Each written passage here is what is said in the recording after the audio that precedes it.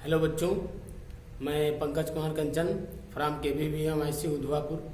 आज हम लोग क्लास 12th की फिजिक्स पढ़ेंगे, जिसमें हम लोग लेक्चर नंबर 4 पर बात करेंगे, है ना। आपका फर्स्ट चैप्टर चल रहा है, जिसके 3 लेक्चर पढ़ाए जा चुके हैं। ये लेक्चर नंबर 4 है, ठीक है। लेक्चर नंबर 3 में हमने कूलाम का नियम से संबंधित बातें पढ़ी थी, कूलाम के नियम का सदिश रूप भी पढ़ा था, है ना। आज हम इस लेक्चर में यानी लेक्चर नंबर 4 में पढ़ेंगे वैद्युत बल तथा गुरुत्वाकर्षण बल में तुलना। वैद्युत बल तथा गुरुत्वाकर्षण बल में तुलना, comparison in electric force and gravitational force, है ना। तो आइए शुरू करते हैं। अब आप लोगों ने गुरुत्वाकर्षण बल क्लास 11th में पढ़ा होगा, ठीक है। इसको न्यूटन साहब ने खोजा था। और ये जो वैद्युत बल है, ये यहाँ पर है क्लास 12th में, जो कि इलेक्ट्रोस्टैटिक्स के फर्स्ट चैप्टर में है, जिसको कूलाम साहब ने दिया है ना, जिसको आप लोग पढ़ भी चुके हैं, ठीक। तो इन दोनों में क्या डिफरेंस होता है, क्या तुलना होती है आपस में, ठीक है। तो आइए शुरू करते हैं। जैसे कि सबसे पहला पॉइंट देखते हैं। देखिए, जो वैद्युत बल होता है वो आकर्षण व प्रतिकर्षण दोनों प्रकृति का होता है। जो हमारा वैद्युत बल होता है यानी इलेक्ट्रिक फोर्स जो होता है, वह आकर्षण और प्रतिकर्षण दोनों प्रकृति का होता है, जबकि गुरुत्वाकर्षण जो बल होता है वो केवल आकर्षण प्रकृति का होता है ना। जो वैद्युत बल होता है वो आकर्षण और प्रतिकर्षण दोनों प्रकृति का होता है, जबकि गुरुत्वाकर्षण बल केवल आकर्षण प्रकृति का होता है, ठीक है। दूसरा पॉइंट देखते हैं। जो वैद्युत बल होता है वो आवेश के बीच उपस्थित माध्यम पर निर्भर करता है ना।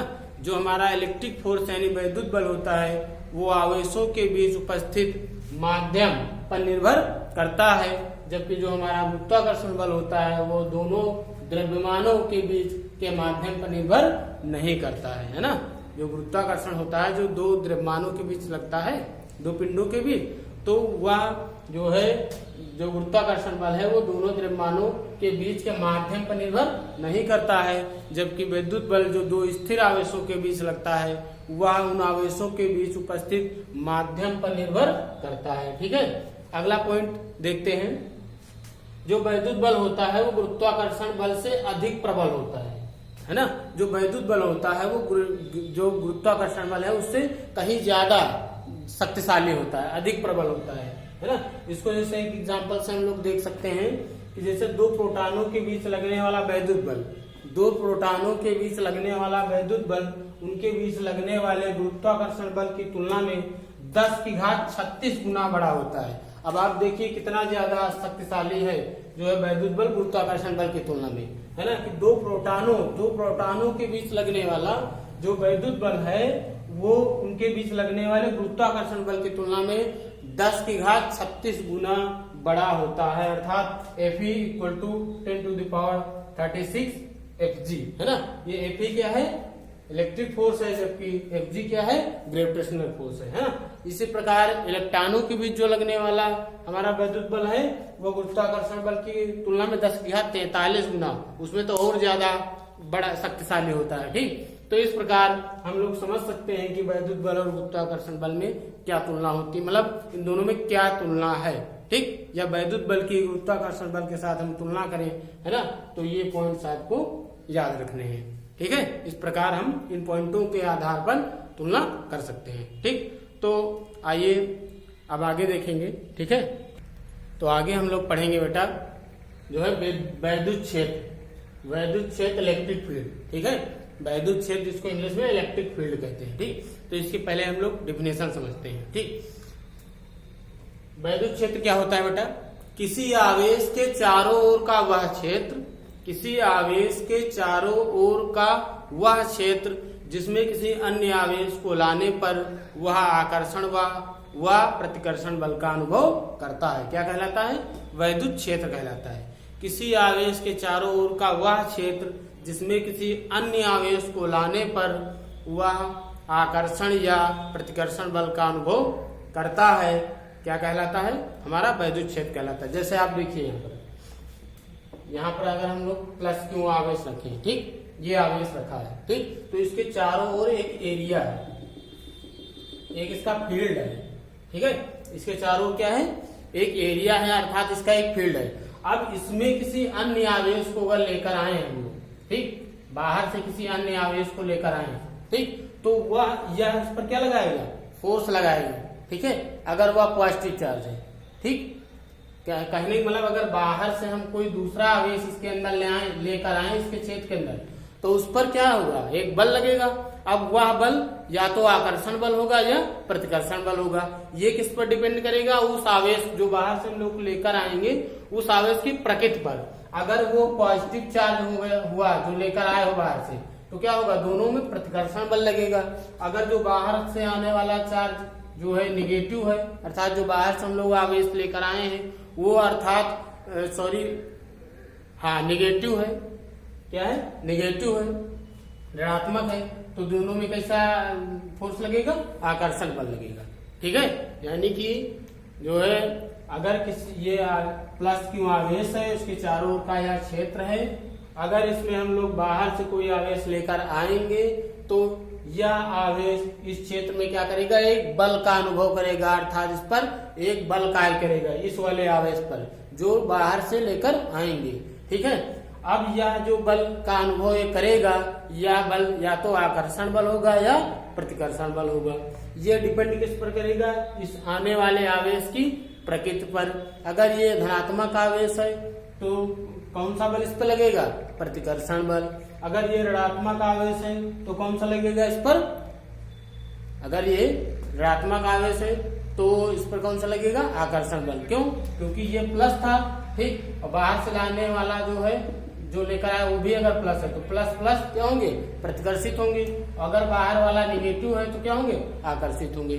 तो इस प्रकार हम लोग बेटा कह सकते हैं कि किसी आवेश के चारों ओर का वह क्षेत्र, किसी आवेश के चारों ओर का वह क्षेत्र जिसमें कोई अन्य आवेश, किसी अन्य आवेश को लाने पर वह आकर्षण या प्रतिकर्षण बल का अनुभव करता है, क्या कहलाता है, विद्युत क्षेत्र कहलाता है, ठीक। अब विद्युत क्षेत्र के बाद हम लोग देखेंगे बेटा विद्युत बल रेखाएं, ठीक है।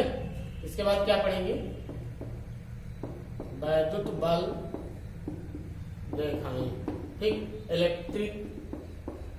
इलेक्ट्रिक लाइंस ऑफ फोर्स, ठीक, वैद्युत बल रेखाएं, इलेक्ट्रिक लाइंस ऑफ फोर्स, ठीक, ये क्या होती हैं। अब इसको जरा देखिए, अगर मान लेते हैं ये कोई आवेश है, इसके चारों ओर एक विद्युत क्षेत्र है, ठीक, ये आवेश है, इसके चारों ओर एक इलेक्ट्रिक फील्ड है।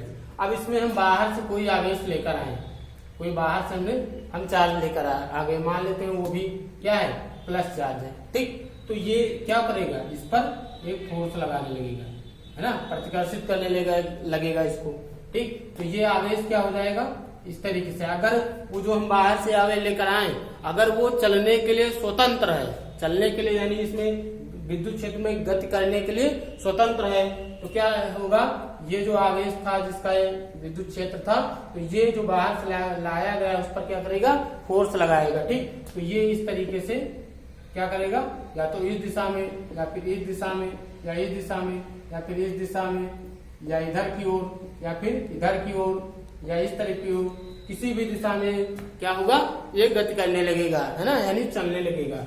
अब इसकी अगर ये बल की दिशा एक सीधी में है, यानी बल की दिशा जिस तरीके से होगी उसी तरीके से गतिमान होगा। अगर इस तरीके से एक सीध में है तो सीधे तरीके से गतिमान होगा। अगर मान लेते हैं ये बल लगातार इस तरह टेढ़ा मेढ़ा लग रहा है, इस पर मान लेते हैं, ठीक, जो बल की दिशा है, जो इस पर दूसरे वाले आवेश पर ये बल लगा रहा है, उसकी दिशा अगर बदल रही है निरंतर, तो आवेश के चलने की दिशा भी क्या हो जाएगी, लगातार बदल जाएगी, अर्थात आवेश वक्र पथ पर गति करने लगेगा, ठीक है। तो फिर से एक बार देख लेते हैं कि अगर ये देखिए कोई आवेश था, इसके चारों ओर क्या था, एक क्षेत्र था, इसमें हम दूसरा आवेश कोई लेकर आए, वो भी पॉजिटिव है मान लेते हैं, तो क्या करेगा, ये वाला जो है आवेश इस पर क्या लगाएगा, प्रतिकर्षण बल लगाएगा।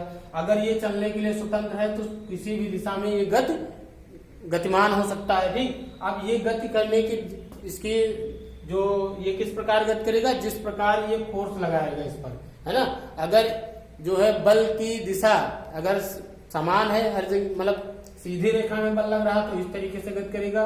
अगर बल की दिशा लगातार बदल रही है तो इसके चलने की भी दिशा लगातार बदल जाएगी, अर्थात ये वक्र पथ पर गति करने लगेगा।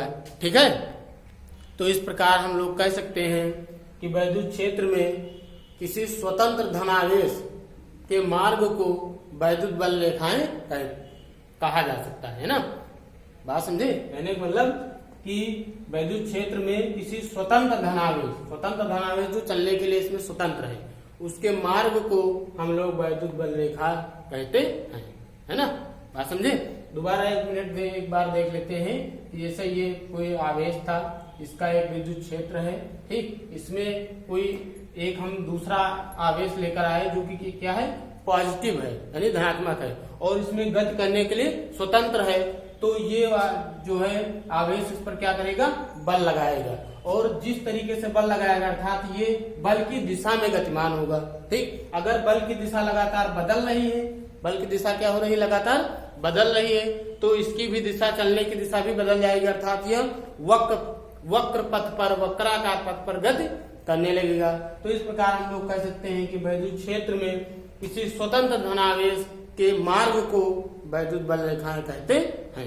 ठीक है, तो इस प्रकार हमने देखा कि विद्युत बल रेखा क्या होती है। ठीक, लेकिन इसकी डिफिनेशन किस तरह लिखेंगे, देखिए इस तरीके से लिखेंगे कि जो है विद्युत बल रेखा, जो विद्युत या वैद्युत दोनों एक ही चीज है। ठीक, चाहे आप विद्युत लिखो चाहे वैद्युत लिखो। ठीक, तो वैद्युत बल रेखा वह काल्पनिक तथा निष्कोण वक्र, निष्कोण वक्र मतलब स्मूथ कर्व, ठीक, निष्कोण वक्र है जिस पर एक स्वतंत्र व पृथक्कृत एकांक धनावेश, पृथक्कृत का मतलब हो गया आइसोलेटेड, है ना। आइसोलेटेड मतलब ऐसा जो है आवेश जिस पर किसी दूसरी चीज का प्रभाव ना पड़े। ठीक, तो वैद्युत बल रेखा वह काल्पनिक तथा निष्कोण वक्र है जिस पर एक स्वतंत्र व पृथक्कृत एकांक धनावेश चलता है। ठीक, वैद्युत बल रेखा वह काल्पनिक तथा निष्कोण वक्र है जिस पर एक स्वतंत्र व पृथक्कृत एकांक धनावेश चलता है। इसके किसी भी बिंदु पर खींची गई स्पर्श रेखा उस बिंदु पर धनावेश पर लगने वाले वैद्युत बल की दिशा अर्थात विद्युत क्षेत्र की दिशा को प्रदर्शित करती है या विद्युत क्षेत्र की दिशा को दर्शाती है। जैसे कि आप देख सकते हैं ये जो है वैद्युत बल रेखा है, ये यहाँ से यहाँ तक ये वैद्युत बल रेखा है, इसका कोई एक बिंदु ए ले लिया गया है, ठीक, और इस पर एक स्पर्श रेखा खींची गई है, तो ये किसकी दिशा को दर्शाएगी, विद्युत क्षेत्र की दिशा को दर्शाती है। ठीक, तो इस तरीके से हम लोग वैद्युत बल रेखाएं अर्थात वैद्युत बल रेखा की डिफिनेशन लिख सकते हैं। ठीक है, तो इस प्रकार हम लोग वैद्युत बल रेखाओं को समझ सकते हैं। ठीक है, इसमें एक चीज और हम लोग देख लेते हैं बेटा, जैसे कि वहां पर प्लस चार्ज रखा था जब, तो जो बाहर से आवेश लेकर आए थे, जो एकांक स्वतंत्र धन आवेश जो चलने के लिए स्वतंत्र था, तो प्लस से क्या हो रहा था, दूर की ओर जा रहा था। ठीक, इस तरीके से जा रहा था। ठीक, इस तरीके से, यानी कि इस प्लस आवेश से जो विद्युत बल रेखाएं होती हैं वो क्या होती हैं, बाहर की ओर मतलब दूर की ओर होती है ना। प्लस आवेश से क्या होंगी, दूर की ओर मतलब इससे बाहर की ओर होंगी, है ना। लेकिन जो माइनस, अभी यही आवेश माइनस होता अगर, तो जो हम लेकर आते तो वो क्या होता, खींचता अपनी ओर, ये क्या करता, उसको खींचता, यानी जो एकांक स्वतंत्र धनावेश था वो क्या होता, इसकी ओर आता। ठीक, तो इस तरीके से वैद्युत बल रेखाएं होती। ठीक, इस तरीके से। ठीक है, तो प्लस से क्या होती हैं, बाहर की ओर होती है यानी दूर की ओर होती है, जबकि माइनस की आवेश अगर है तो उसकी ओर होती है, उसी की ओर होती है वैद्युत बल रेखाएं। ठीक, प्लस आवेश से क्या होती है, दूर की ओर यानी इससे दूर हटती जाती हैं और ये अनंत इन्फिनिटी तक जाएंगी। ठीक, और ये क्या है, माइनस क्यू की ओर होती है, माइनस क्यू आवेश की ओर होती है वैद्युत बल रेखाएं। ठीक है, तो अब हम लोग वैद्युत बल रेखाओं के गुण के बारे में पढ़ेंगे। ठीक, तो आइए देखते हैं वैद्युत बल रेखाओं के गुण को, ठीक, प्रॉपर्टी को। ठीक है, तो अब हम लोग देखेंगे बेटा वैद्युत बल रेखाओं के गुण, properties of lines, properties of electric field, electric lines of force, है ना, properties of electric lines of force, है ना।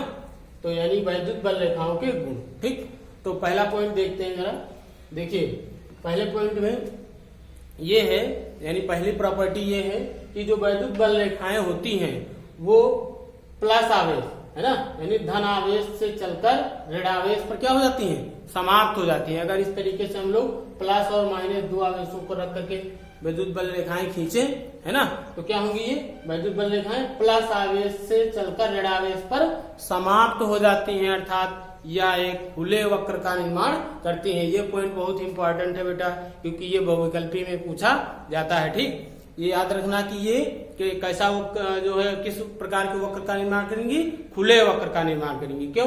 क्योंकि यहाँ धनावेश से चलकर ऋणावेश पर समाप्त हो जाती हैं। ऐसा नहीं कि ऋणावेश के अंदर होकर फिर यहाँ आ जाती हैं, ऐसा नहीं है ना। तो जो है पहला गुण क्या है इनका कि वैद्युत बल रेखाएं जो होती हैं वो धनावेश से चलती हैं और वक्र बनाती हुई ऋणावेश पर समाप्त हो जाती हैं। ऋणावेश पर क्या हो जाती हैं, समाप्त हो जाती है। धनावेश से चलकर ऋणावेश पर समाप्त हो जाती हैं, अर्थात यह एक खुले वक्र का निर्माण करती हैं। ठीक, दूसरा पॉइंट ये है कि वैद्युत बल रेखा के किसी बिंदु पर खींची गई स्पर्श रेखा, अगर कोई वैद्युत बल रेखा है इसके किसी बिंदु पर अगर स्पर्श रेखा हम खींच दें, ठीक, तो यह स्पर्श रेखा इस बिंदु पर किसकी दिशा को प्रदर्शित करेगी, विद्युत क्षेत्र की दिशा को प्रदर्शित करेगी, जैसा कि पहले बता चुके हैं। ठीक है, बात समझे। तो वैद्युत बल रेखा के किसी बिंदु पर खींची गई स्पर्श रेखा है ना, उस बिंदु पर विद्युत क्षेत्र की दिशा को प्रदर्शित करती है। ठीक, और एक चीज तीसरा पॉइंट देखते हैं जरा, अगला पॉइंट देखिए बेटा, कभी भी दो वैद्युत बल रेखाएं एक दूसरे को काट नहीं सकती हैं, किसी बिंदु पर काटेंगे नहीं। मतलब इस तरीके से नहीं होगा एक ये वैद्युत बल रेखा है और दूसरी ये वैद्युत बल रेखा हो जाए, या इस तरीके से हो जाए, ऐसे है ना, तो इस बिंदु पर कट जाए, ऐसा नहीं है, ये काट नहीं सकते हैं। वैद्युत बल रेखाएं, कोई दो वैद्युत बल रेखाएं कभी किसी बिंदु पर काटती नहीं है, क्योंकि अगर काटती तो अगर काट देंगी तो इस कटान बिंदु पर दो स्पर्श रेखाएं हो जाएंगी। देखिए एक ये स्पर्श रेखा, एक ये स्पर्श रेखा हो जाएगी, है ना, यानी कि विद्युत क्षेत्र की दो दिशाएं हो जाएंगी, जो कि असंभव, क्योंकि विद्युत क्षेत्र की दिशा क्या है, यानी विद्युत क्षेत्र एक सदिश राशि है, उसकी एक बिंदु पर केवल एक ही दिशा हो सकती है। ठीक है, तो कभी भी दो वैद्युत बल रेखाएं किसी बिंदु पर काटती नहीं है ना, क्योंकि अगर काटेंगी तो वहां पर विद्युत क्षेत्र की जो है दो दिशाएं हो जाएंगी, है ना, यानी कि यहाँ पर दो स्पर्श रेखाएं खींची जा सकती हैं, यानी विद्युत क्षेत्र की दो दिशाएं हो जाएंगी, जो कि बिल्कुल असंभव है, क्योंकि किसी विद्युत क्षेत्र एक सदिश राशि है और किसी एक बिंदु पर उसकी केवल एक ही दिशा होती है। ठीक है, अब आगे देखते हैं अगला पॉइंट बेटा, तो चौथा पॉइंट देखते हैं। ठीक है, ये जो वैद्युत बल रेखाएं होती हैं ये लंबाई में सिकुड़ने का प्रयास करती हैं। जो वैद्युत बल रेखाएं हैं ये लंबाई में इस तरीके से सिकुड़ने का प्रयास करती हैं। इससे स्पष्ट होता है कि विपरीत आवेशों के बीच आकर्षण बल कार्य करता है ना। अगर इन दोनों में देखिए विपरीत आवेश हैं, इनके बीच अगर अट्रैक्शन फोर्स कार्य करेगा तभी तो ये लंबाई में सिकुड़ेंगे इस तरीके से, है ना। तो वैद्युत बल रेखाएं लंबाई में सिकुड़ने का प्रयास करती हैं। इससे स्पष्ट है कि विपरीत आवेशों में, है ना, विपरीत आवेशों में जो है आकर्षण बल कार्य करता है। ठीक, इसी प्रकार अगला जो पॉइंट है, पांचवा पॉइंट, जो इसमें ये बताया गया कि वैद्युत बल रेखाएं लंबाई के लंबवत दिशा में फैलने का प्रयास करती हैं, इस तरीके से, है ना। तो लंबाई के लंबवत दिशा में फैलने का प्रयास करती हैं। इस प्रकार हम लोग कह सकते हैं कि समान आवेशों के बीच प्रतिकर्षण बल कार्य करता है। समान आवेशों के बीच प्रतिकर्षण बल कार्य करता है। क्यों? क्योंकि ये इससे स्पष्ट है, इससे कि जो वैद्युत बल रेखाएं हैं ये हमारी लंबाई के लंबवत दिशा में फैलने का प्रयास करती हैं। ठीक, तो इस प्रकार हम लोग वैद्युत बल रेखाओं के गुणों को समझ सकते हैं, या इन डायग्राम के माध्यम से जो है पढ़ सकते हैं, बहुत अच्छे से समझ सकते हैं। ठीक, तो इस वीडियो में यहीं तक, मिलते हैं लेक्चर 5 में, यानी नेक्स्ट लेक्चर में। तो अगले लेक्चर में हम लोग विद्युत क्षेत्र की तीव्रता के बारे में पढ़ेंगे, यानी विद्युत क्षेत्र की तीव्रता पढ़ेंगे, है ना। विद्युत क्षेत्र की तीव्रता को अगले लेक्चर में पढ़ेंगे। तो आज यहीं तक, मिलते हैं लेक्चर अगले नेक्स्ट वीडियो में। ठीक है, धन्यवाद।